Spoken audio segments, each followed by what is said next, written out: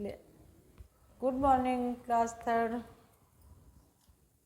आप अभी हमने आपको हिंदी फर्स्ट का काम पूरा करवाया। वो हिंदी फर्स्ट का काम आपका पूरा हो चुका है। उसको आप रिवाइज करिए, याद करिए। अब आप हिंदी सेकंड की कॉपी निकालेंगे और उसमें कहानी, जिस तरह से आपने पिछले टर्म में आपने कहानी और निबंध ये सब लिखाए गए थे, उसी तरह इस टर्म में भी लिखाए जाएंगे। तो सबसे पहले आप क्या लिखेंगे? कहानी। कहानी किस में? एकता में शक्ति। किस चीज़ में कहानी है? एकता में शक्ति। अब आप उस कहानी को देखिए। किसी गांव में एक बुद्धिमान किसान रहता था। उसके 4 पुत्र थे। वे हमेशा झगड़ते रहते तथा निकम्मे थे। वे कुछ काम नहीं करते थे, हमेशा झगड़ते रहते थे।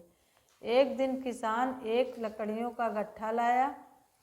उसने बेटों से लकड़ी का गट्ठा तोड़ने को कहा, परंतु चारों में से कोई उस गट्ठे को तोड़ने में सफल नहीं हुआ। अब किसान ने गट्ठा खोल दिया। उसने बेटों से एक एक करके लकड़ी तोड़ने को कहा। चारों लड़कों ने उसे एक एक करके तोड़ दिया। किसान ने लकड़ी के गट्ठे का उदाहरण देकर एकता में मिलजुल कर रहने का रहस्य समझाया। अब चारों भाई मिलजुल कर रहने लगे। एकता में क्या होता है कि अगर एकता में आप संगठन में रहेंगे तो आपका कोई कुछ नहीं बिगाड़ पाता। अगर आप अलग अलग रहेंगे तो आपको हर कोई, जिस तरह से लकड़ियों को लोग एक एक करके तोड़ दिया उसने, उसी तरह आपको भी है। तो क्या है शिक्षा? इसमें क्या मिलती है आपको? एकता में बल है या संगठन में शक्ति। अब हम आपको निबंध लिखाएंगे। निबंध देखिए आप। निबंध किस पर है? होली का त्यौहार। पहला निबंध इसमें किसका है? होली का त्यौहार। तो होली का त्यौहार तो आप हर साल मनाते हैं, तो आप तो जानते ही हैं कि होली का त्यौहार कितना अच्छा होता है। ठीक है, देखिए होली का त्यौहार बहुत मस्ती भरा होता है। मैं इस त्यौहार को बहुत धूमधाम से मनाता हूँ। लड़कियाँ क्या लिखेंगी? मनाती हूँ। यह त्यौहार फाल्गुन मास के अंतिम दिन मनाया जाता है। पहले दिन होली जलाई जाती है। अगले दिन रंगों की बहार होती है। होली खेलने वाले दिन सभी एक दूसरे पर रंग डालते हैं। कुछ लोग एक दूसरे के मुंह पर गुलाल लगाते हैं। इस दिन घरों में मिठाई व पकवान बनाए जाते हैं। होली के अवसर पर सभी पर मस्ती छाई रहती है।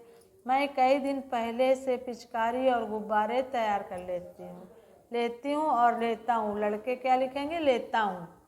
ठीक है, ये आपका होली का त्यौहार पर निबंध पूरा हुआ। अब दूसरा निबंध आप देखिए। दूसरा निबंध क्या है? सुबह की सैर। सुबह की सैर। सबसे पहले देखिए, सुबह की सैर एक स्वास्थ्यवर्धक व्यायाम है। जो सुबह का जो अब आप सुबह सैर करने जाते हैं तो एक स्वास्थ्यवर्धक व्यायाम है। यह एक हल्का व्यायाम है। इससे मस्तिष्क को ताजगी मिलती है। यह हमारी भूख को तेज करता है। इससे हम निरोग रहते हैं। मैं अपने मित्र के साथ प्रतिदिन सैर करने जाता हूँ। वृक्षों पर पक्षी चहचहा रहे होते हैं। सुबह क्या होता है? वृक्षों पर पक्षी बोलते हैं। बहुत सुंदर मौसम वो लगता है। यह समय बहुत सुहाना होता है। हम नहर के किनारे सैर करते हैं। सैर करने से हम सारा दिन चुस्त रहते हैं। सैर करने से क्या होता है? हम सारा दिन चुस्त रहते हैं। आपका ये दूसरा निबंध पूरा हुआ। अब पत्र देखिए। छुट्टी लेने के लिए प्रधानाचार्य को प्रार्थना पत्र। सबसे पहले आप क्या लिखेंगे? सेवा में प्रधानाचार्य जी, लिटिल चिल्ड्रन स्कूल कानपुर। महोदया, सविनय निवेदन है कि पैर में चोट लग जाने के कारण मैं पिछले 3 दिनों से विद्यालय नहीं आ सका।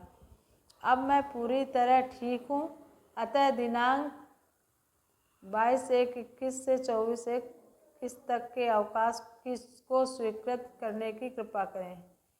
अब आप तो वो लिखेंगे जो मतलब डेट आप के सामने पड़ेगी उसी में आप अपना लिखने। ये तो निबंध हमने लिख रखा था पहले से, इसलिए आप वही डेट डालेंगे जिस डेट में आपका पेपर हो।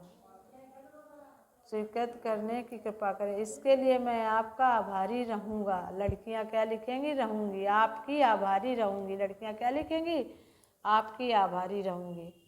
और लड़के आपका आभारी रहूँगा। धन्यवाद। धन्यवाद सहित आपका आज्ञाकारी छात्र छात्रा। लड़कियां लिखेंगी आपकी आज्ञाकारी छात्रा और लड़के क्या लिखेंगे? आपका आज्ञाकारी छात्र, और इसके आगे नाम लिखेंगे, एक अच्छा लिखेंगे। आपका ये पत्र भी पूरा हो गया। आप इसको अच्छी राइटिंग में अपनी कॉपी में लिखेंगे। बाय बच्चों।